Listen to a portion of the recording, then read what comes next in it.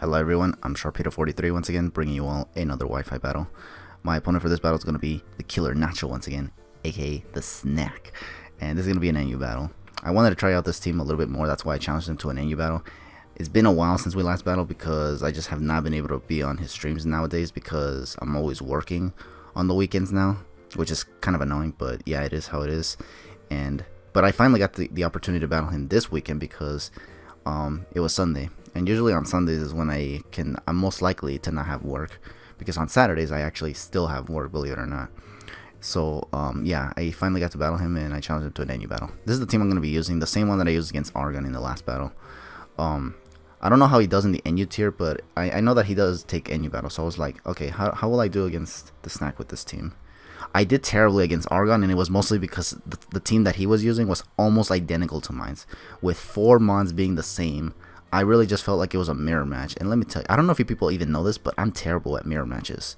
Like, I always feel like the opponent will always be the one with either the better luck or just the better plays, because we're both using the same teams. Because usually you can still outplay your opponents if you use what they call heat.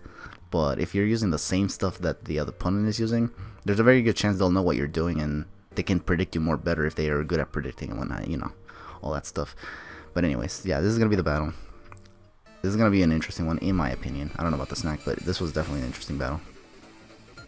So here we go. I think I lead off with... Oh no, he's going to lead off first. And he's going to lead off with the Rotom. I lead off with the Steelix. Reason why was just because I wanted to get my rocks up, so that way any switch in can get punished. Interestingly enough, right out of the gate, this man just goes for trick. He's like, he's going to just trick me with the...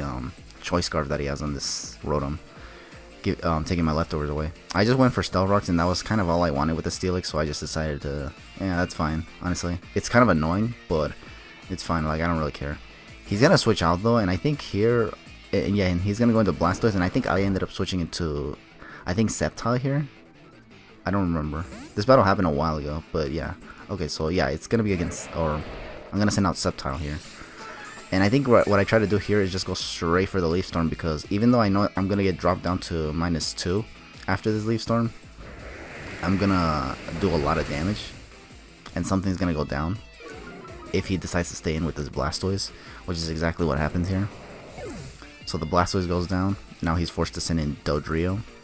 Thankfully, I still have my wall that is Steelix, so I don't have to worry too much about this Dodrio.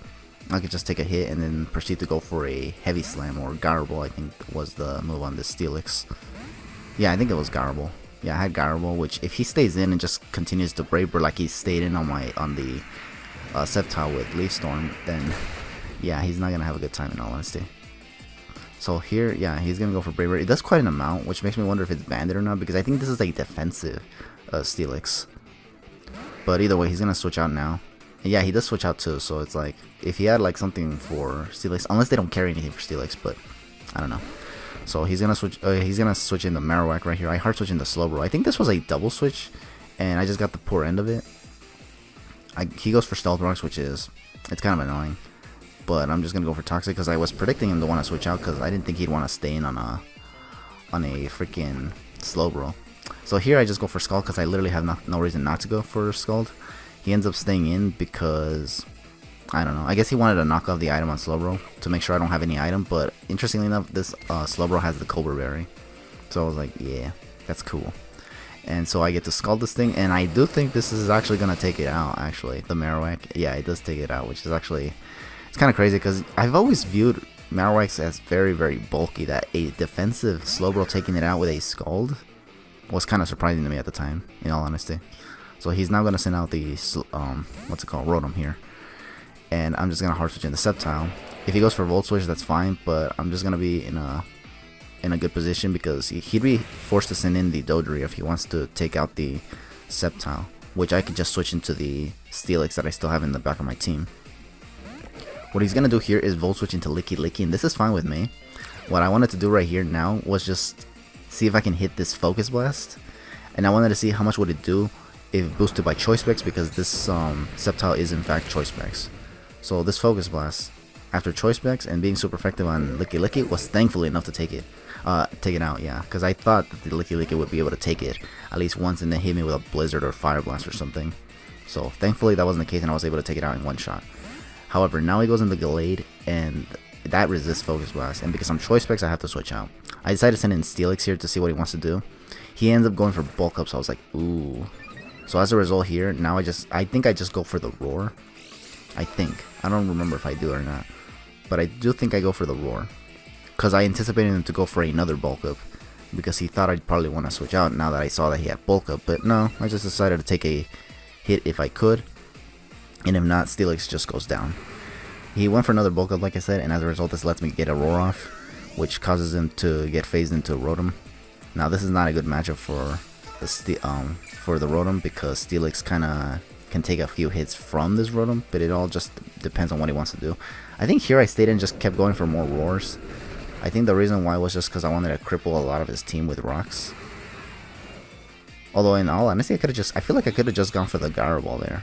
Oh, I think also so that I can cripple this Dodrio with the Stealth Rocks too. Like I wanted to see if I can bring it in on a Roar. And that's exactly what happens. Here he stays in and just goes for a return. I think I roared again because I thought he might want to switch it out. I wanted to go for Gyro Ball here, I think, but I just didn't go for it because I thought that maybe he'll try to bring in Gallade again. Although now that I think about it, I could have so gone for it actually. I would have taken out the... Oh, but maybe the reason why I didn't want to KO it just yet was because if the Gallade becomes the last Pokemon, he could just set up Bulk Ups and then I'll never be able to take it out. Probably. Or if it takes a hit from one of my special attackers, it'll just KO me straight up because it has too much setup. And I don't think I want that, so... Yeah. Here, I finally let him take out my Steelix so that I can get a free switch into the Sigilyph here. And I just go for Air Slash. And hope that this takes it out. Unfortunately, it does not take it out. Unfortunately for him, though, I do end up getting the flinch. This flinch wasn't necessarily something I was hoping for because I did think that I could take at least one hit from this Gallade, given that it hasn't set up yet. If it set up, then it would have taken me out, and this flinch would have probably mattered. But I think in this case, it really didn't matter because look. Oh no, actually, now that I think about it, it probably would have mattered. Or maybe no, not really, because I would have taken out Gallade no matter what. He brings in this Rotom. And I went for Heat Wave. I stayed here and went for Heat Wave anyway. So, if I lived any attack he went for, I would have still gotten KO'd by this Thunderbolt that comes right here. And as you can see right here, this Thunderbolt just one-shots me. So, even if I lived the whatever attack the Gallade went on my Sigilyph, I would have still gone down to this Thunderbolt anyway. So, I think the flinch didn't really matter in all honesty. It just prevented him from attacking. But I think it would have, I would have still gone down to this Rotom had he gotten an attack off, in honesty. If he had Ice Punch, you know, or Thunder Punch. But here I'm just going to go into Passimian now, go for Knockoff. I am risking the potential Scarf Dodrio, but at this point I didn't think he'd have it, honestly, because he had the Scarf on Rotom. So, unless he's dual Scarf, I don't think he's going to be Scarfed on the Dodrio. And even if he was Scarfed, he's probably going to go down to a... it's recoil from the Brave Bird, so I kind of had this match won no matter what, honestly. But as you can see here, it's banded and I outspeed because my Passimian was actually Choice Scarf. So yeah, that's gonna be the whole game. Thank you all for watching. Good to get into the snack. And yeah, so here in this battle, I actually did pretty well with the team. I don't know if the snack actually made a good team though. I don't know if he did or not, cause I mean he did have a rocker, he did have a spinner, he did have a pivoter. He did have all of the utility necessary for a balanced team, so I don't know. But either way, I did do well against him in this battle. Because in the last battle, I just did terribly. I just got manhandled. Like it was nobody's business. But yeah, here I did pretty good. I thought it was pretty cool that my Sigilyph actually got to do something in this battle because I tried to make it work in the last battle against Argon, but it just didn't work out because all it did was just come in, go for I think Defog, and then actually I went for Heat Wave and then Defog, and then it just went down. But here I actually was able to kill the what's it called, the Gallade with it, and also cripple the Rotom, which was really cool. And I got to use Sceptile, which is a Pokemon that I remember that being my first starter Pokemon back in Sapphire, but I've never actually used it in competitive battles. So this is well, it's not the first time, but it's the first time I actually get to put in work with this Sceptile, because as you saw, I took out the Licky and all that stuff. But yeah, that's just my opinions anyway. Thank you all for watching once again, and I'll leave the handles in the snacks, the handles of the snacks in the description below, so you guys can check them out if you want to. Don't expect him to post his side because I don't think he saved the battle. But you know, I just wanted to post this battle because I almost don't have any battles to post anyway. So, like I said, I'll catch you guys all for the next battle. Just take it easy.